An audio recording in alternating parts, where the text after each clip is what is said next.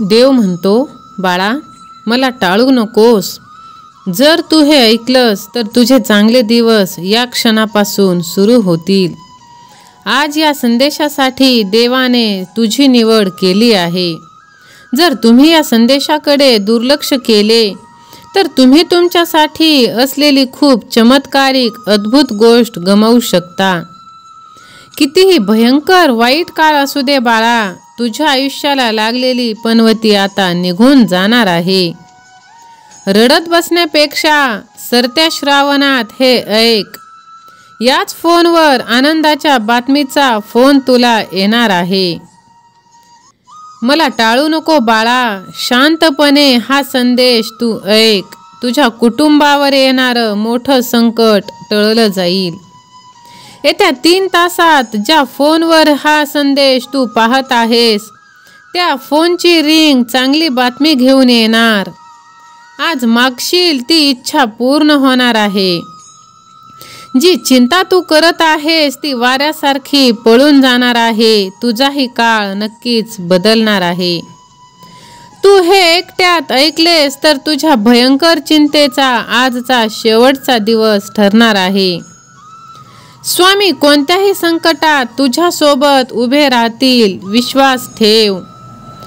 चुकूनही तुझं काहीच वाईट होणार नाही. फक्त तू 2 मिनिटे हा संदेश ऐक. तुझं बर्बाद झालेलं आयुष्य सुखी नाही झालं तर सांग, बाळा मी तुला विसरलो नाही. या संदेशासाठी तुझी निवड झाली आहे. तू मोठ्यातले मोठे दुःख संकट तुझ्या आयुष्यातून आता दूर होणार आहे. कर्ज, गरिबी, भयंकर दुःख या सर्व रात्रीत जळून जाणार आहे. तुझे सुखाचे दिवस चालू होणार आहेत.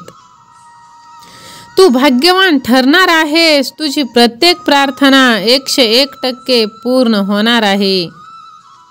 परमेश्वर सर्वांचा हिशोब ठेवतो बाळा. आता तेही रडणार आहेत ज्यांनी तुम्हाला रडवलं आहे.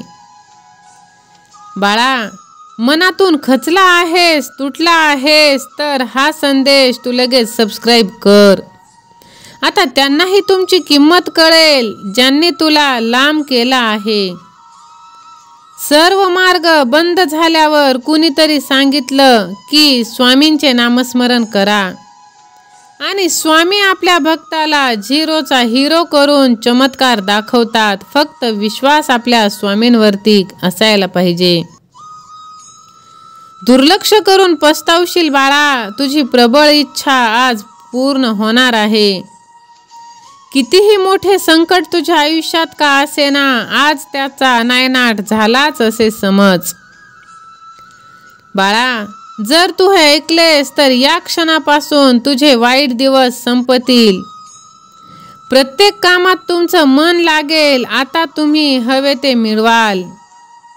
ज्यांनी तुला मूर्ख ठरवलं आहे तेही पाया पडतील बाळा. नशिबात नाही ते सुद्धा भेटणार आहे.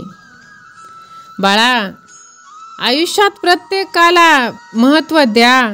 जे चांगले असतील ते तुम्हाला साथ देतील आणि जे वाईट असतील ते तुम्हाला धडा शिकवून जातील की आयुष्य कसं जगायचं.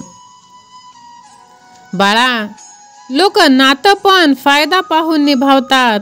ज्यांची गरज नाही अशा लोकांना तोडलं जातं. विश्वास ठेव बाळा, मी तुला कधीही एकटा सोडणार नाही. आयुष्यामध्ये जर कधी तुम्हाला कोणी बोलवणारं आणि थांबवणारं मिळालं तर त्याचे उपकार माना. कारण बागेमध्ये माळी नसेल तर ती बाग लवकरच भकास होत असते. अरे सफलतेची लढाई एकट्यानेच लढावी लागते. लोक घोळक्याने येतात सफलता मिळाल्यानंतर. तुला वाटत असेल की माझ्या सर्व नातेवाईकांनी, आप्तजनांनी, प्रियजनांनी माझी साथ सोडली आहे, पण असं नाही बाळा.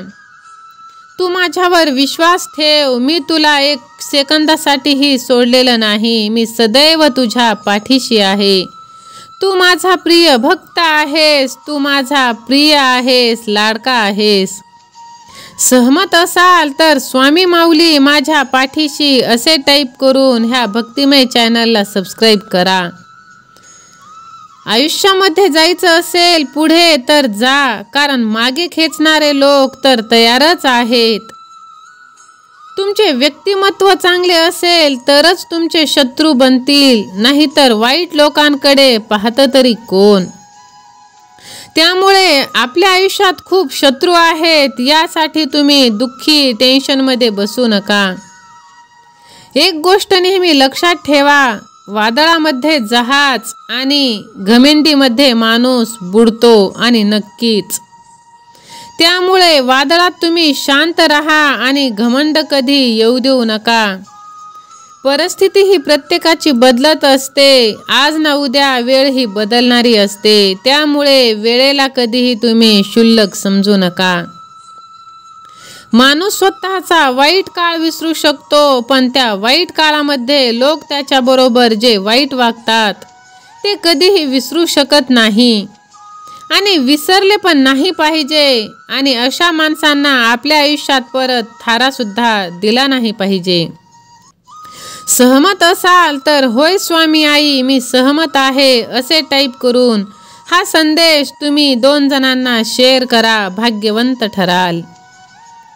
जर तुमच्या आयुष्यामध्ये काही अडचण आली असेल आणि तुमचं जवळचे माणूस तुम्हाला येऊन म्हणेल की मी आहे ना, घाबरू नकोस, तर तुमच्या अर्ध्यापेक्षा जास्त अडचणी इथेच नष्ट होतात आणि तुम्ही नवीन उत्साहाने त्या अडचणीचा सामना करण्यासाठी प्रयत्न करता.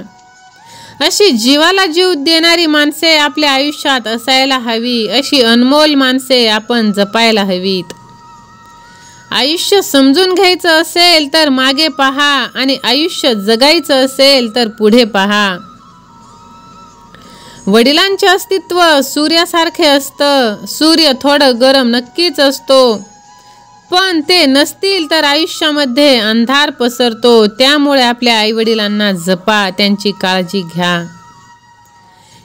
भक्तांनो, एक गोष्ट नेहमी लक्षात ठेवा, प्रेम तुटलेल्या पतंगासारखे आहे. प्रेम पडते, पतंग पडते तिथेच ज्यांचं छत मोठं असतं.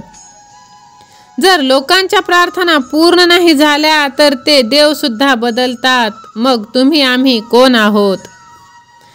कधीही चिंता करू नका, हार मानू नका. जर लोक तुम्हाला समजून घेत नसतील, चिंता तर तुम्ही तेव्हा केली पाहिजे जेव्हा तुम्ही स्वतःला समजून घेत नाहीत.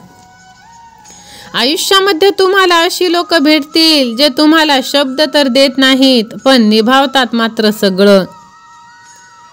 आजचा संदेश जर तुम्हाला आवडला असेल तर लगेच व्हिडिओला लाईक करून ह्या भक्तिमय चॅनलला सबस्क्राईब करा. श्री स्वामी समर्थ असे टाईप करा. धन्यवाद.